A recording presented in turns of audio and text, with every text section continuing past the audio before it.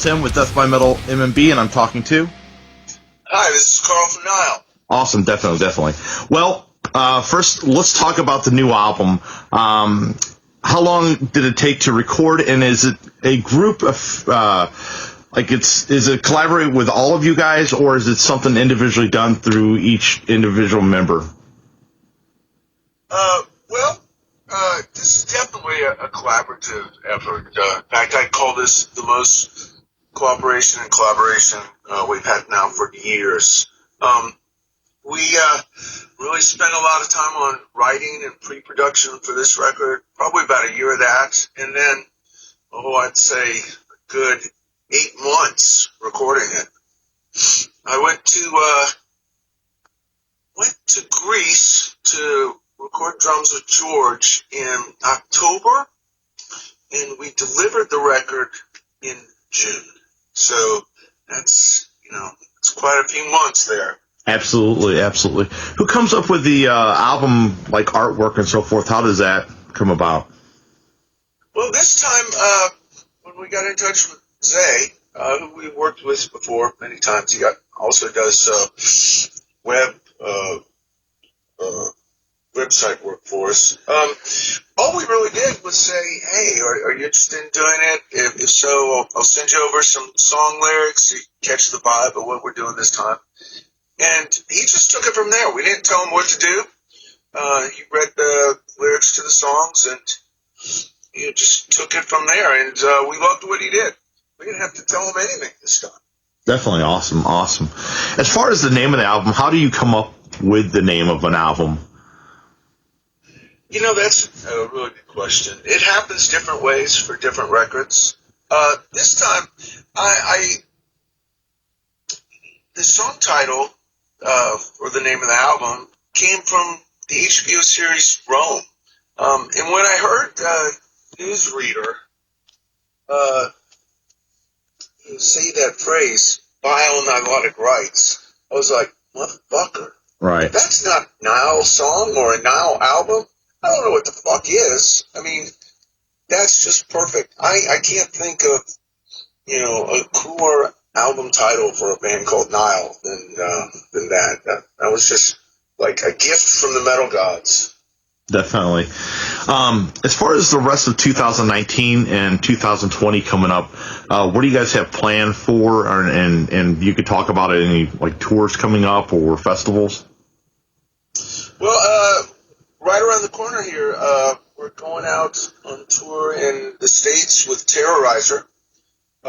It's a good 6-week pretty thorough stuff, and whatever else we can pull together in Southeast Asia. Then in the summer, we're planning on doing as many summer festivals in Europe as we possibly can. We're really looking to promote the record. Then come fall time, it'll be Europe and the States again. Definitely. As far as your influences growing up and so forth, who influenced you to create music and to be in a band? I'd say it was the classic, stuff like Led Zeppelin, Black Sabbath, Judas Priest, Iron Maiden. I remember seeing the Heaven and Hell tour 1981 with Ronnie Dio. It came to my hometown here in Greenville, South Carolina. So, of course, I went. It was a school night. And I remember being at that show and watching Ronnie Dio and thinking to myself, man, I can do this. This is what I want to do with my life. I know I can play music, and I know I can do well. This is what the fuck I want to do. It was an electrifying concert. I remember they came out, they started with War Pigs. And as soon as that first chord hit, man, an entire audience was riveted with this big electric wave of human kinetic energy. It was like nothing I'd ever felt before. As far as influences and so forth, who did you ever study anybody? Did you ever kind of imitate anybody playing guitar or doing anything? Actually, yeah. when I started playing guitar, there was a period of time where I listened to a lot of old Cream records and just learning, the basic fundamentals of hard rock guitar. And it was very easy to trace after, learning to play guitar, listening to Cream, the work of Tony Iommi. You could see where the influence was taken and built upon. So I spent a lot of time with the early Sabbath records as well. Learning the guitar parts and learning how those songs are put together. So yeah, for me, it's the classics. Awesome. Absolutely. Definitely. What's on the new album? What's your favorite song to play and why? I really like playing the title track. It's got such a heavy groove. It's just sheer fun to fucking play. Right. We've been playing 3 songs live. So far, we've been playing Long Shadows of Dread, Violent Erotic Rites, and Snake Pit Mating Frenzy. And while they're all fun in their own way, Long Shadows of Dread takes total, utter concentration. So it's all 4 of us are so focused on just fucking executing the song that there's not a lot of time to think about fun. Although it is fun, in its death metal killing kind of way. Violent Erotic Rites, the pace is a little slower, so there's time to enjoy it. Right. As far as all the festivals and things that you've played over your career, which one stands out the most? I would say 2003 at Bakken. We were lucky enough to have the slot right before Slayer on the main stage, so you couldn't ask for a better time slot. I mean, if they were rolling the dice or drawing straws or whatever, this was the fucking slot to have. I've never seen a crowd like that at that point in my life. It was so many people. It was just unfucking believable how metal of a moment it was. Wow. When playing small venues compared to, of course, large venues where they kind of pamper, take care of you a little bit. Which do you prefer and why? You mean as far as small venues or large venues? Yeah, compared to both. Just like human beings or not? Yeah, well. You say the word pamper, which no death metal band gets pampered. Not even Cannibal Corpse. The word pamper should not be used in connection with venues treating hospitality. That is as a disservice to all of us. Because the truth of the matter is, there is no pampering. It's a pretty miserable and bleak existence at the smaller venues and even the bigger venues. Because you know what, they ain't rolling out the red carpet for death metal. But having said all that, venues are nice because there's elbow room to work. Smaller venues, you get the benefit of intimacy with the crowd. I think death metal is meant to be played in small to medium sized halls, just because real death metal, there is a connection with the audience that's imperative, for it to the experience to be all that it can be. And that's what it's really about for me, is that experience when the band and the fans are together on the same wavelength. Man, that's what it's all about right there. I always ask this question to every band. The longevity of metal. I mean, with when Metallica, Testament, Possessed, Suicidal, when they came out back in the day, they've lasted 30 years and plus. A lot of bands have lasted that long, but do you think there's a band coming out nowadays that's going to have that longevity? Is the music community going to let it happen? What do you think? I have had this thought many times. I think the climate that we have now is not conducive to producing bands with longevity. And it is the rare band that can persevere and have all the stars align properly to enable that to even happen in the first place. These are different times we're living in. You're never going to see another Iron Maiden or Judas Priest or Metallica or Slayer. You will never see, unless something changes, which music climate changes all the fucking time. But the way it is now, you're not going to see that. It's too fractured. There are too many bands glutting everything up for any one band to get the kind of support it needs across the board to rise to that sort of level again.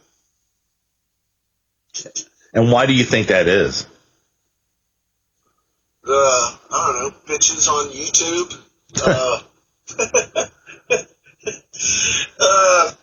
I think the sheer availability of music on the internet, right? The internet's made it very easy for anybody to put together a band and have it be heard, because the path is now shorter. You have a direct connection to everybody. Right.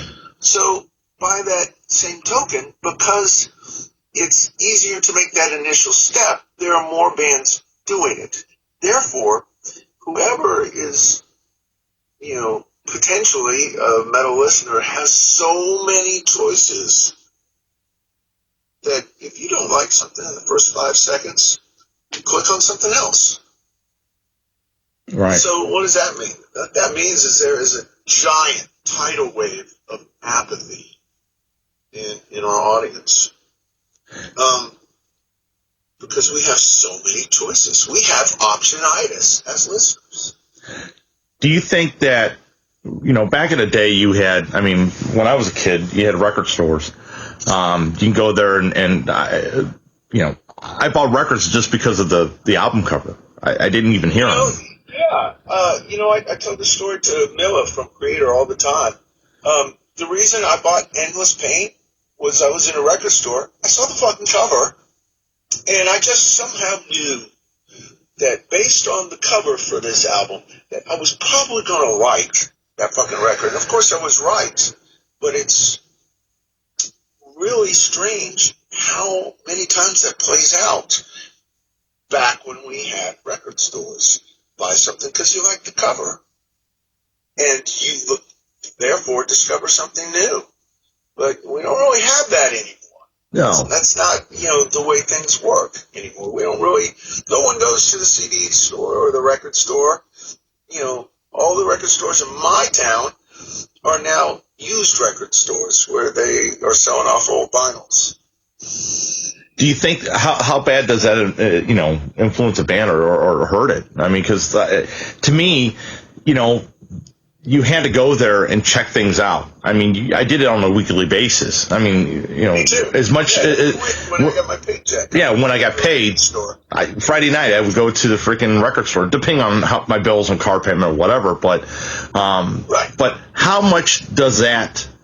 Because you make a great point, and the thing about it is a band like yours, I think if there's a record store compared to being online all the time, the way it is now, how much does that influence your band? Of getting out there, does the internet help as much as more than what it did back then, or? Well, I think it's that paradox that the simple availability, because it's easier to stick your band up on YouTube and Facebook. Well, everybody that's halfway interested in being a band has got themselves up on YouTube or Facebook. So the listener has got just this vast sea of potential bands to listen to or to buck off, or more bands than there are fans. So what's a fucking music band, like us supposed to do? Half the things that I want to check out. I click on it and I go, well, that's all right. Yeah. I'll click on this other thing. And I click on something else within 5 or 10 seconds. So nothing really gets its fucking chance to ever be fully heard because you can click on something else. Why waste your time on something if you don't think it's going to be what you want? Absolutely. Well, where can everyone get your merchandise? I would think it would be, Nuclear Blast or whatever, but where can everyone go to? The best place to buy a Nile shirt is just come to the show. Really. If you buy, merch online, the money rarely finds its way to the band. So, where's the best place to do it? Buy it at the fucking show. Buy it at the church. You're supporting the entire music scene by doing that one simple thing. Absolutely. And as far as I got two last questions. And what was your very first metal concert and what was your very first metal album you ever bought? Very first. Yes. I don't know if you could call Kiss Alive a metal record. I think it's more of a hard rock record.